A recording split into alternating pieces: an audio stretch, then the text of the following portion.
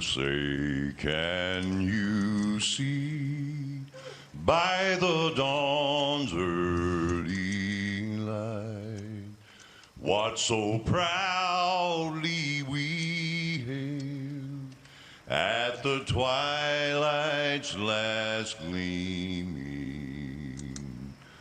whose broad stripes and bright stars through the perilous fight o'er the ramparts we watched were so gallantly streaming, and the rocket's red glare, the bombs bursting in air, gave proof through the night that our flag was still there.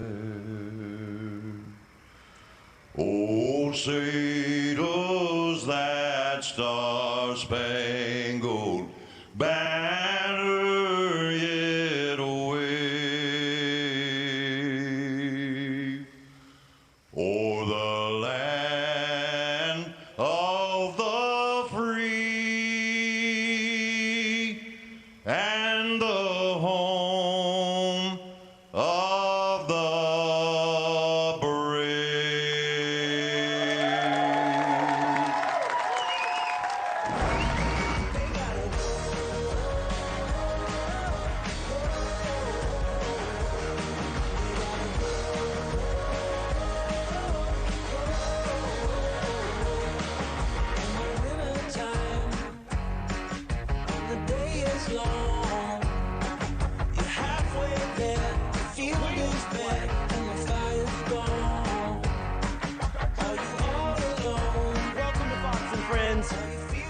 Daytona, Florida, the Daytona International Speedway, the day of the Daytona 500. Race day, you're right. Race day.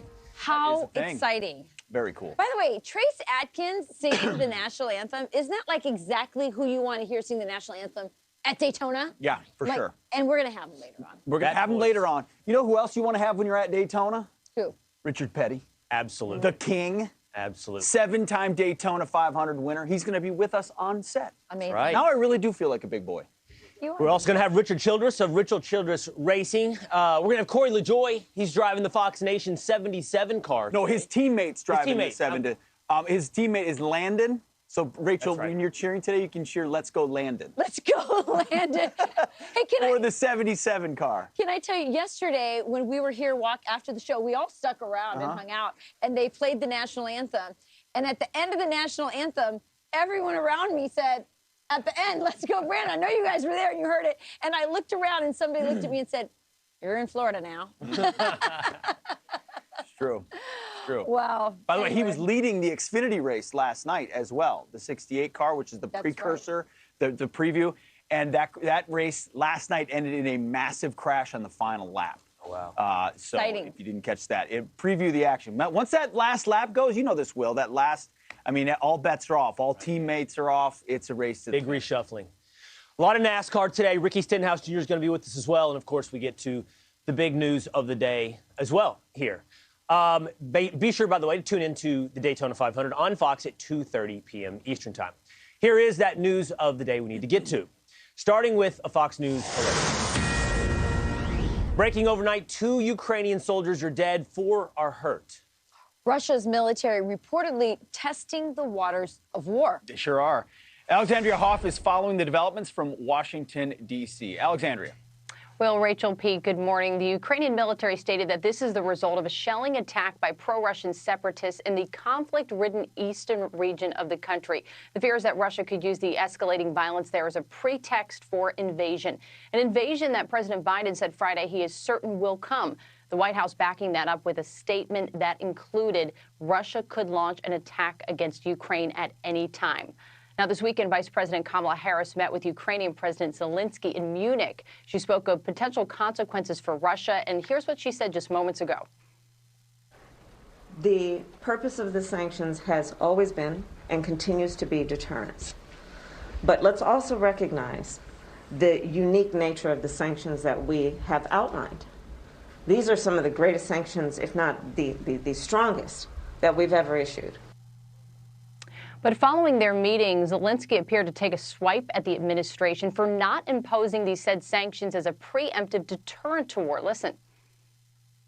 You are telling me that it's 100% that the war will start in a couple of days. Then what are you waiting for? Apply the sanctions today. Following a lunch near the White House yesterday, President Biden ignored questions on the crisis. What's the latest on Ukraine, Mr. President? Good to see you.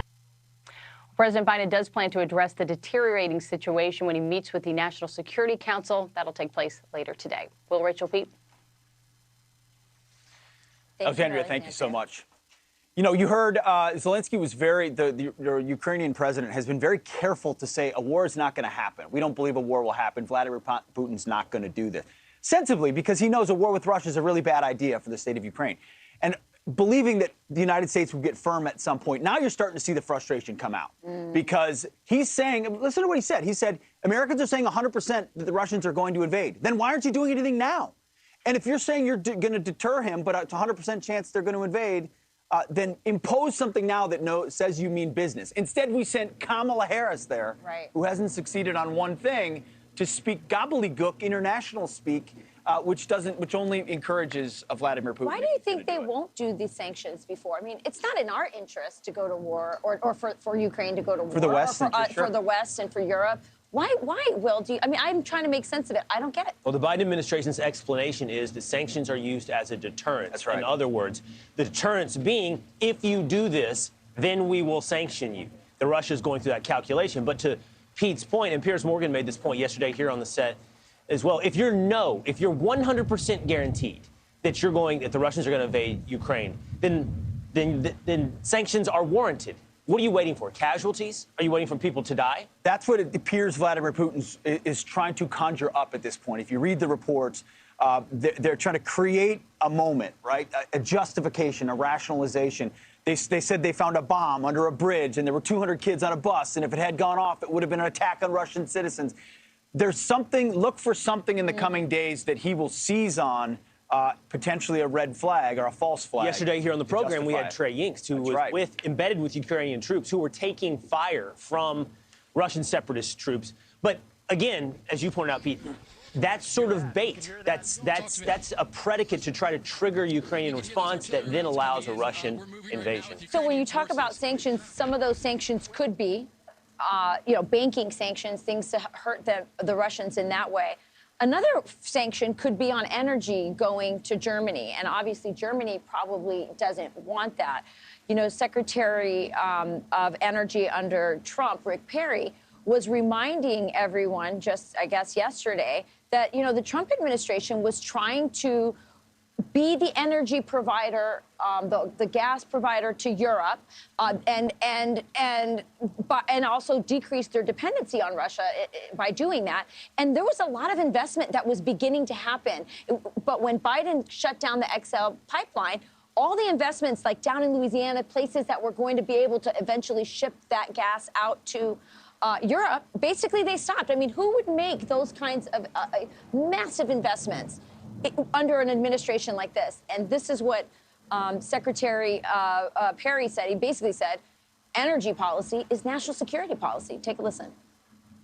President Trump, he understood that if you want to be strong from a national security standpoint, you make sure that you have the fossil fuels that will keep our military fueled. When it comes to Europe, we were sending the message that we were going to supply them with the liquefied natural gas, that we were going to be a steadfast supplier to Europe, that the Russians would never be able to hold them hostage again the way they did Ukraine with a couple of winters previous to the Trump administration. And you can bet that's going to happen again. Putin's going to cut off the fuel to Europe. When he wants something, he just basically will squeeze the supply down. Yeah, if you want to put into context the power of being a net exporter, of having someone dependent upon your product, look at our relationship with China. Once you establish that that dependency, then you can dictate policy. And Europe is dependent upon Russian oil and gas, and therefore they can't stand up to Russia when Russia makes a move like they are in Ukraine. And Russia's more powerful because of that. So is, by the way, Iran is more powerful. We have a really weird way of making people that are really our enemies in a lot of ways more powerful. I mean, just look at what we're doing even at the southern border. We're making the cartels more powerful with our policies.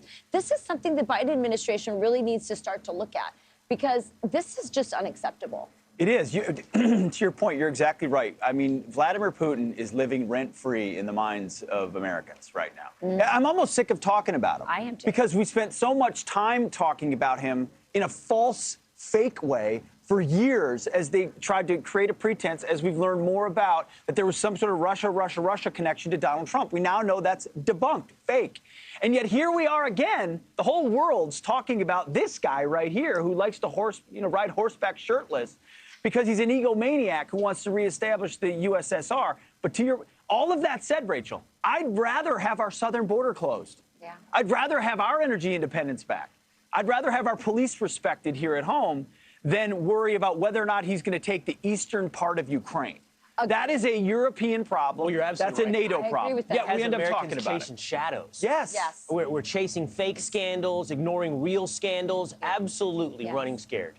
Yes. And by the way, one of the pretexts for, caring so much about what Vladimir Putin does is, like, he crushes the opposition. Well, what the heck is Trudeau doing up in Canada? Yeah.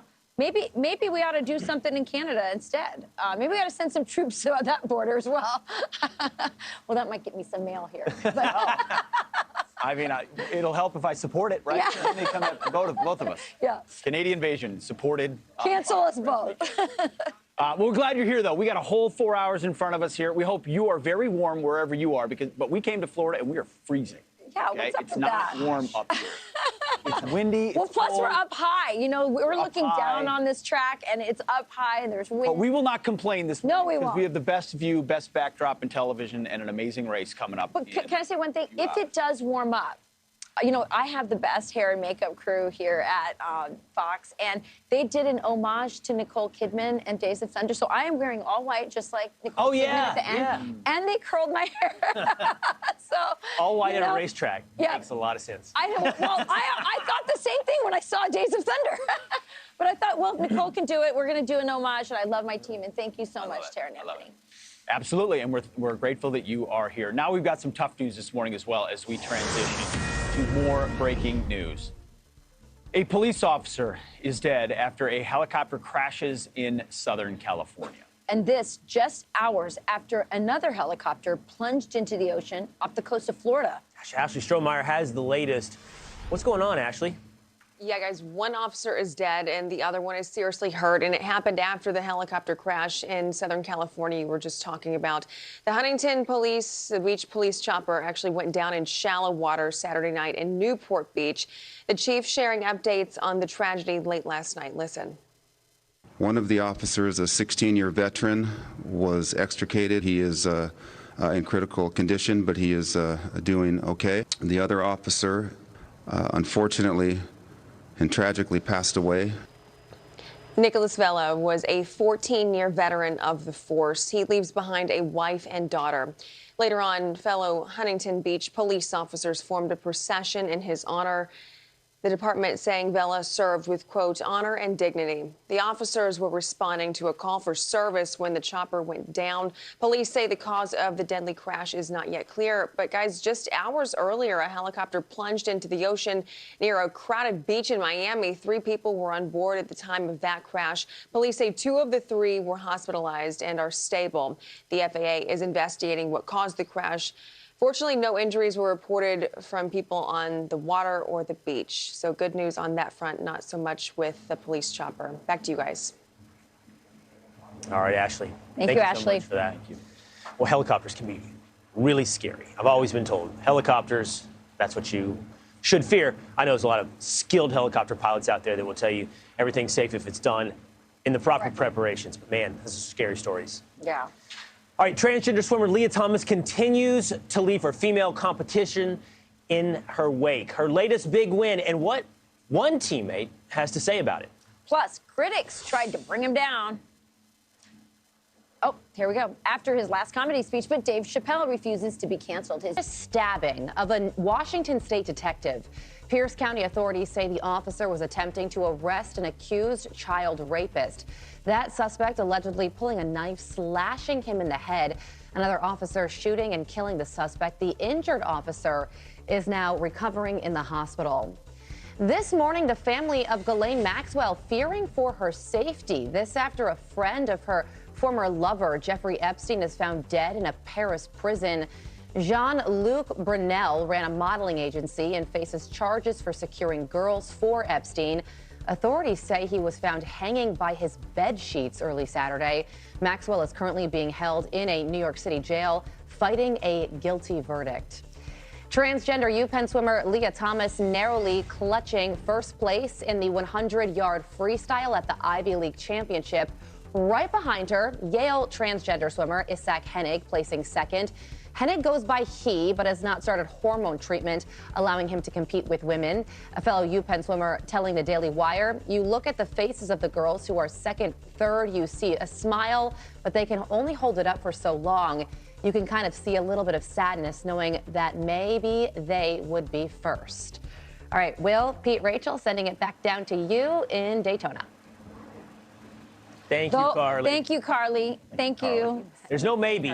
They would be first. They would be first. They would be winning these races, but for a male who chose to swim in the female competition. And just to really put this into context on how big a farce it is before we move on, I did a segment yesterday. I don't know if you guys were listening. I heard it. But the fact that a second swimmer, the silver medalist, is a transgender swimmer. However, that is a female transitioning to male, meaning they self-identify as a male, blows the entire farce apart. Because if you're allowed to compete with whatever category you identify, why is that swimmer swimming against females? It's a good question. That swimmer identifies as a male. What is the answer to that? So there is no answer to that, except for there's no such thing as a female competition anymore. It's over. I say this as a woman, and I say this as a mom. Those two men, shame on you.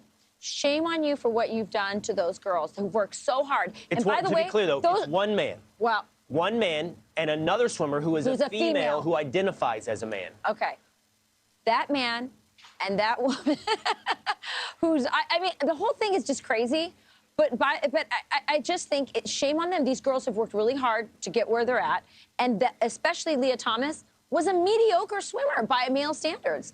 It's absolutely outrageous. I looked at that last photo they showed, and they're both standing at the podium with the Ivy League backdrop. Think about, and I say this as someone who went to a couple of those schools, the prestige, the wisdom that was those institutions hundreds of years ago when they were founded. Now they've completely lost it, and they're poisoning the minds of kids. Yeah, absolutely. Crazy. There it is, right there. It's there's the state of the Ivy League right there.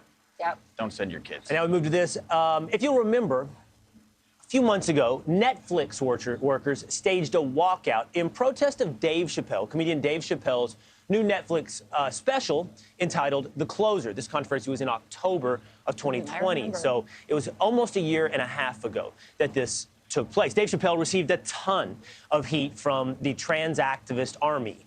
And it appears, in this instance, that corporate America actually withstood the attempt to cancel. Because news today is that Netflix has re-signed Dave Chappelle for 4 new specials to be distributed on their platform. From what I understand in looking at it, he's producing 4 episodes featuring, I believe, 4 other comedians. But the fact that they're re-signing him, and there's an upcoming Netflix comedy festival, I believe, in Los Angeles for a whole week. He'll be performing there. So it is amazing. We were kind of talking about this before the show. What's the story here? Well, the story here is that someone they went after this hard is actually surviving cancel culture and living to tell another joke. That's a story these days. It is a story, but I have to wonder, why did he survive? First of all, his show was very successful. I mean, the guy is hilarious.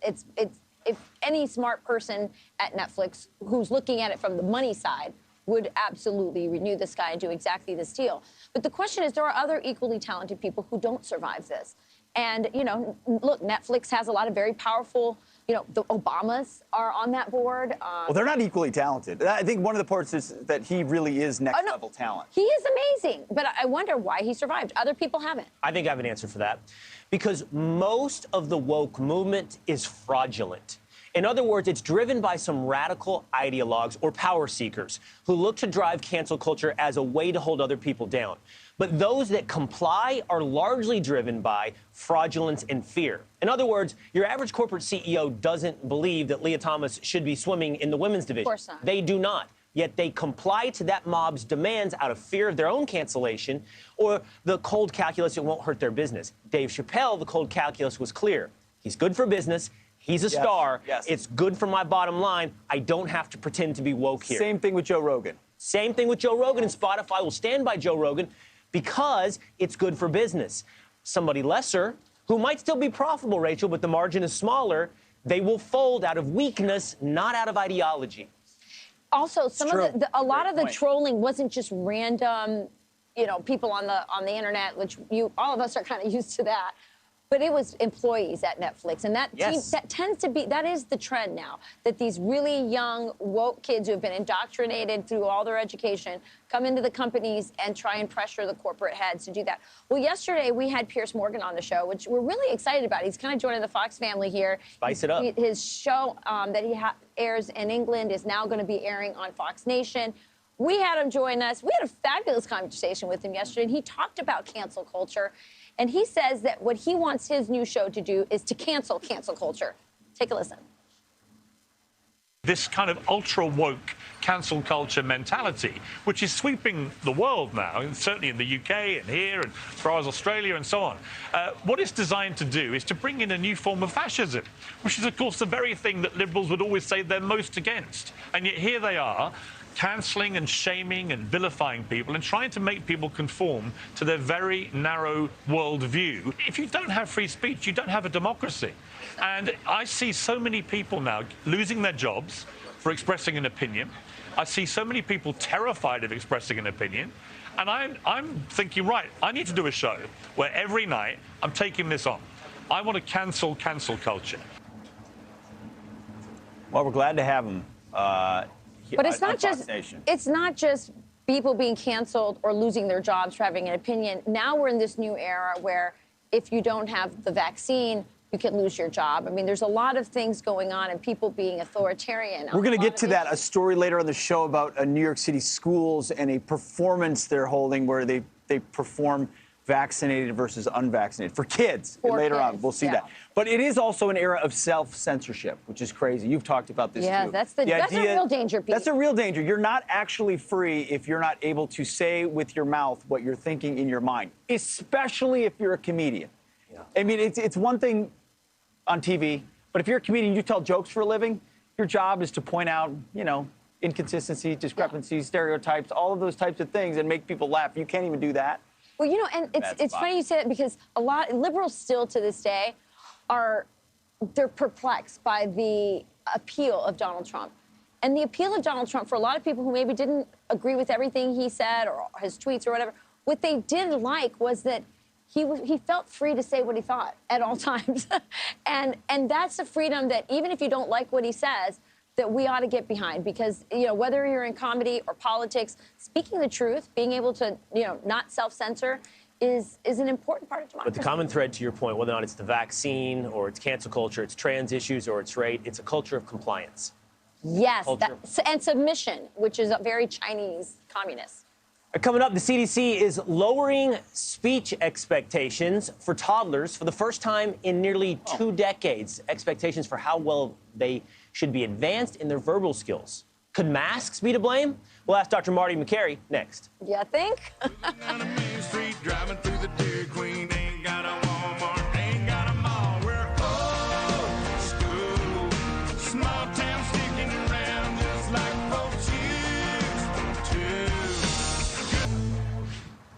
The CDC is lowering speech standards for toddlers for the first time in nearly 2 decades. The agency is pushing their milestone guidance for children to know 50 words from 2 years old to 30 months. Could mask mandates be to blame? Well, joining us now, we're going to ask our Fox News medical contributor, Dr. Marty McCary. Dr. McCary, welcome. So they're lowering the standards. Is this, good morning, is this the admission we've all wanted from the CDC? Why don't they just come out and say, listen, we made a mistake. We've known for a long time that masks don't work with kids. It doesn't stop spreading the virus, and we've hurt kids. and said they I just wish they had that. experts. Look, I agree with you. I wish they had that level of humility. People are hungry for honesty right now. And what we're starting to see is data on just how catastrophic the entire 2 years of restrictions are on children who bore the highest burden of restrictions, even though they're the absolute lowest risk. And some of that data is now showing that kids are not able to hit a basic vocabulary milestone in speech development. That is a 50-word vocabulary by age 2. So the CDC is quietly moving to say they have an extra half year to hit that speech milestone. It's ironic that they're acknowledging this quietly. At the same time, they insist that every kid 2 years and above continue to wear masks today in the United States, regardless of any other factor. Yeah. And in Europe and all many other countries, kids were never wearing masks the way they were here in America. I'll tell you, just as from a personal point of view, my daughter, who has Downs, went to speech therapy, and the poor therapist, it wasn't her fault, was wearing a mask. I'm like, she has Down syndrome, and she's, struggling to take the speech therapy class, and, you're wearing a mask. It makes no sense. Of course, she was having to follow the regulations, and I felt like I was wasting my baby's time, my time, the speech pathologist's time. But speech pathologists have been telling us this for a long time. You've also been talking, Dr. McCary, about the psychological impact on children. You've been one of the ones to come out very early and say that lots of doctors have told you they're worried about the same thing, but they're afraid to say it out loud. Why are doctors afraid to talk about what masks have done to kids psychologically? Well, look, there's a lot of bullying and intimidation. I talk to doctors who have been threatened by their own department chairs or hospitals or communications offices for saying anything that could go against this mask every child in perpetuity message that we're living under. And you're right, we are an international outlier. The WHO is not neutral on masks in kids. They're against masks in kids under 6, and they say we should be very careful in kids 6 through 12 because of what they describe as the psychosocial impact. The European CDC tells people not to wear masks in primary school. And so we are an international outlier today, still putting masks on kids and insisting they cover their faces. And public health officials need to stop seeing kids as vectors. They are not vectors. They are human beings that need to hit developmental milestone, and they need to make the human connection. Amen to that. Dr. McCary, one of the things I've been most disappointed with during this pandemic has been the cowardice of so many people in the medical community, especially doctors who knew better from very early on. You are not a coward. You've been very brave, and we thank you for that. Thanks, Rachel. Thank you, Doctor. All right. Ottawa police blamed the Freedom Convoy for escalating violence as horseback officers appeared to trample protesters. Up next, hear from a Canadian truck driver who says his government is taking things way too far. Stay with us. Plus, on the ground in Ukraine, artillery rounds forced Fox News correspondent Trey Yinks and his crew to run for cover. He's going to join us in the next hour. You can hear those artillery rounds coming in. We're moving right now with Ukrainian forces. Let's keep moving. Where are you moving to? Move. Back toward... I'm listening.